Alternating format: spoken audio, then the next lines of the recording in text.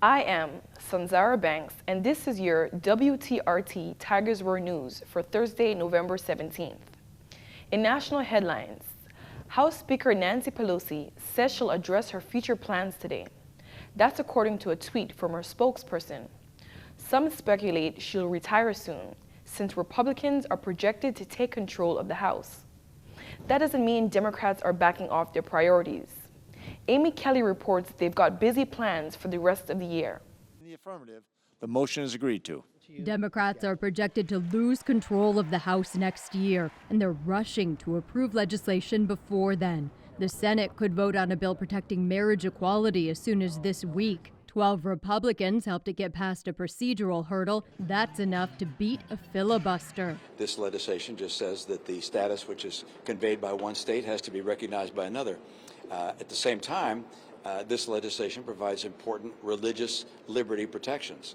Advocates want the House to pass the Senate version of the bill this year. That's before apparent incoming Speaker Kevin McCarthy takes control of the chamber's agenda. Some Democrats say they feel similar pressure to secure funding for Ukraine. I feel very strongly that the Republican Party is overwhelmingly in support of defending Ukraine. Future Speaker McCarthy, if that comes to pass, will he bow to these small number of voices? Two-party control of Congress has been known to cause gridlock, but bipartisanship is always possible. I hope that they stand for their beliefs, but they continue to engage with Democrats when they think we can get something done that's good for the country. We have got to keep this march toward a more perfect union.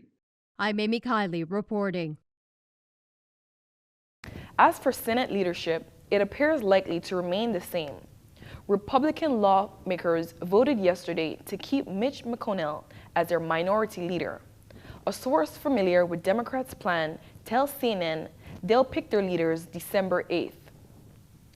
University of Virginia students returned to class Wednesday, just days after a shooting on campus that killed 3 students and injured 2 others.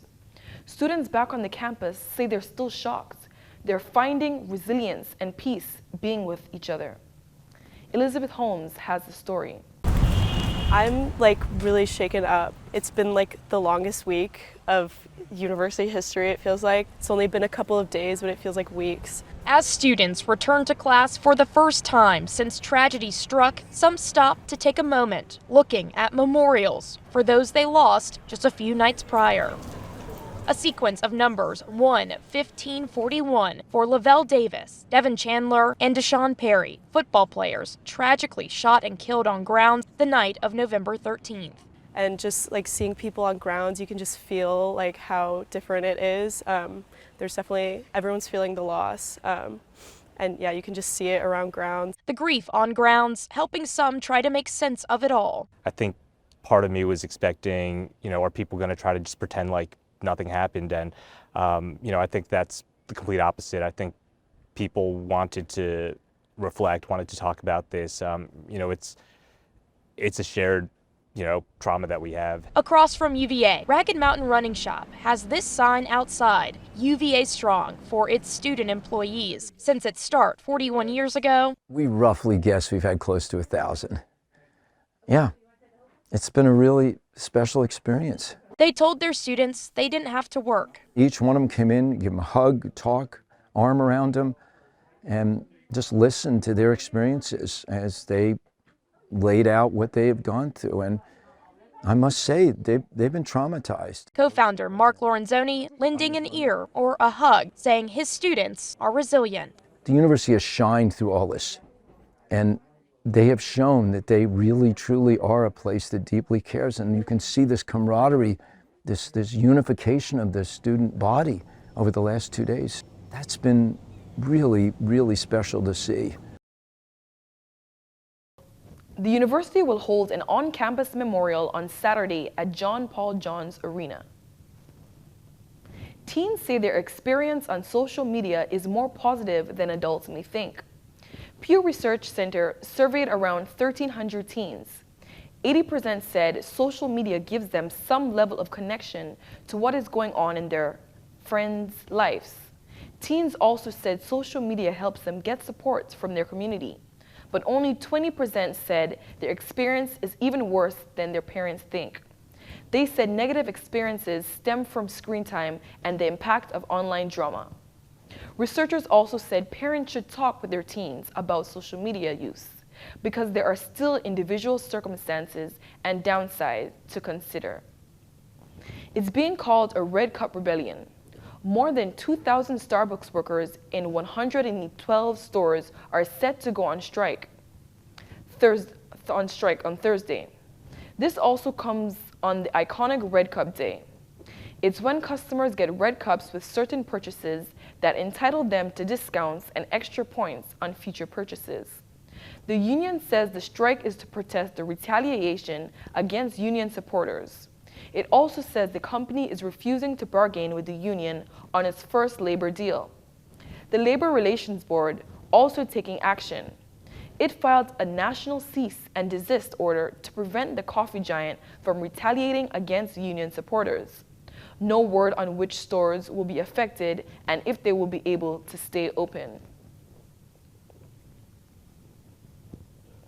Now let's take a look at headlines from the state of Georgia. Surveillance video shows multiple deputies at the Camden County Sheriff's Office throwing punches at Jarrett Hobbs in his cell, later dragging him into the hallway. Hobbs' attorney Harry Daniels says his client was hurt. Mr. Hobbs had swelling, chipped tooth, maybe had bleeding, internal bleeding. We never know because they didn't get him any treatment. One of his dreads was ripped out of his head. You can imagine how painful that was. Hobbs' attorneys say they want the deputies placed on leave and criminally charged. Attorney Bakari Sellers also called for the U.S. Department of Justice to investigate the Camden County Sheriff's Office. And so what we have here today is a department that is rogue, a department that's out of control, a department that's absent leadership. According to Hobbs' lawyers, their client had been brought in on nonviolent charges and was having a mental health episode. But they say after this incident, he was charged with battery, aggravated assault, and obstruction. Hobbs' sisters say the deputies are the ones who should be charged. They just get fired, get charged, get us the same thing that would happen to us if we was out here. Y'all would have charged us. So what's making them any different because they got a badge? Georgia Governor Brian Kemp appeared Tuesday before a special grand jury investigating 2020 election interference. Kemp testified for roughly 3 hours on former President Donald Trump's efforts to overturn the 2020 election in the state of Georgia. Kemp is one of a handful of witnesses left to testify in the Fulton County investigation. The Fulton County District Attorney's Office said there are a very few witnesses left, and they don't anticipate this grand jury will go on much longer. A Kemp spokesperson declined a request for comments. Senator Raphael Warnock is suing Georgia for an extra day of advance voting. A judge scheduled a November 23rd hearing to discuss the lawsuits. Right now, Georgia's Secretary of State has warned counties not to allow voting next Saturday. That's due to a state law that forbids early voting on Saturdays that follow state holidays on the previous Thursday or Friday. The Saturday in question after both Thanksgiving and a state holiday that commemorates Confederate General Robert E. Lee's birthday on Friday. Warnock is joined by the state's Democratic Party in filing a lawsuit that claims that law only applies to primaries and general elections, not runoffs. Warnock is currently engaged in a runoff election with Herschel Walker after both failed to get 50% of the vote during the midterm elections. This has been your WTRT Tigers Roar News for Thursday, November 17th.